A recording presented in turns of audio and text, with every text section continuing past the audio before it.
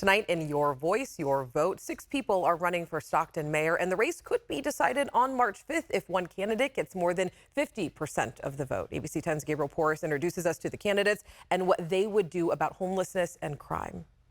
6 Stockton residents. My name is Shaquille Ahmed. My name is Jesus Andrade. Christina Fugazi. Jessica Velez. Dan Wright. Tom Patty. All vying to be the next mayor, and all with a different top issue they hope will resonate with voters this March. Top issue, of course, public safety and the unsheltered homeless are right there, and they're synonymous. Corruption and incompetence has to be addressed here in Stockton. Top issue for me is homelessness.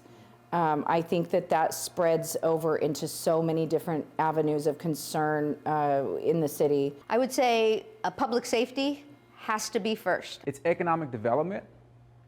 We have had a declining economy here locally.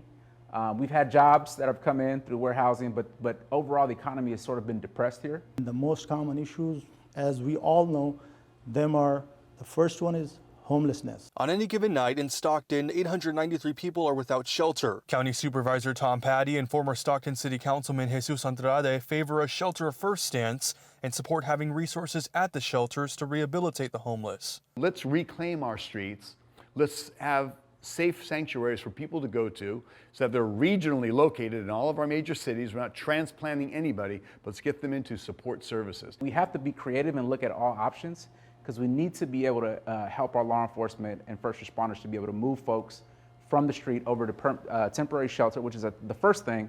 And the next thing is permanent housing. Councilman Dan Wright and former Councilwoman Christina Fugazi support more shelter beds and prefer to see more housing in certain cases if possible. So that has to be one of the things that we need to fast track in order to get people off the street. The other thing is we need more housing for those that don't fall into one of those categories. We have to keep looking for solutions. Housing first is a goal, but if housing first isn't working, then by all means, let's use every option we have.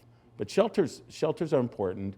Housing is the desire, because that way you can have that wraparound support on the grounds. For Jessica Velez, the founder of a homeless nonprofit advocacy organization, and business owner Shaquille Ahmed, it's about having more resources for the homeless and outreach workers. I definitely want to see a transitional village started here. It is low cost, and it allows people to stand on their own feet as opposed to continuing the handouts, the shelter model. I can hire some social workers who can train those volunteers or the task force, you know.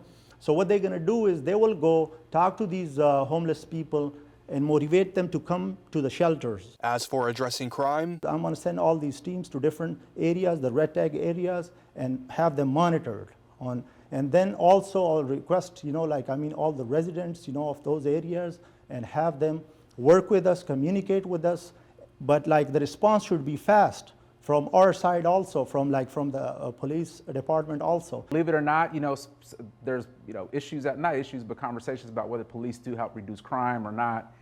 A full force does, but it's not the only solution. The other thing that we did during that time is we had a well-run Office of Violence Prevention. We're following the Marshall Plan. The Stockton Police Department's most recent crime data shows an increase of 812 crimes from 2021 to 2022. The department is dealing with a staffing shortage, reporting 360 officers on the force in July 2023, despite being authorized to have 485. We don't have those officers, which is why the chief said we were going to Code Blue, and I felt that was kind of like a free pass for people doing low-level crimes to get away with it. And here's the bottom line for me. Our officers have a tough job, but we need to enforce the law.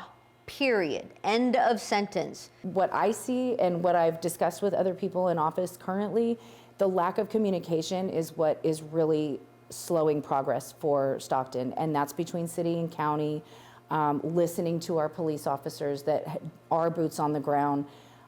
They have great ideas and they have great suggestions. Mayor of Stockton is part of the Big City Mayors Coalition, and it's access to the governor that only 13 mayors have.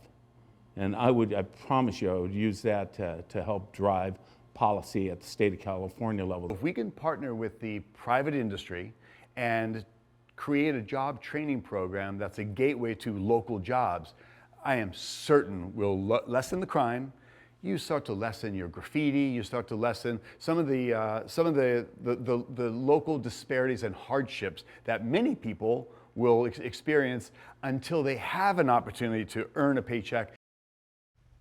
And candidates also address the quality of life in Stockton and why they think they would be best for the job. So if you do want to watch those full interviews, make sure you head to our website, abc10.com/election. And I also want to mention today is the last day to register for the primary. You can do that online at the Secretary of State's website.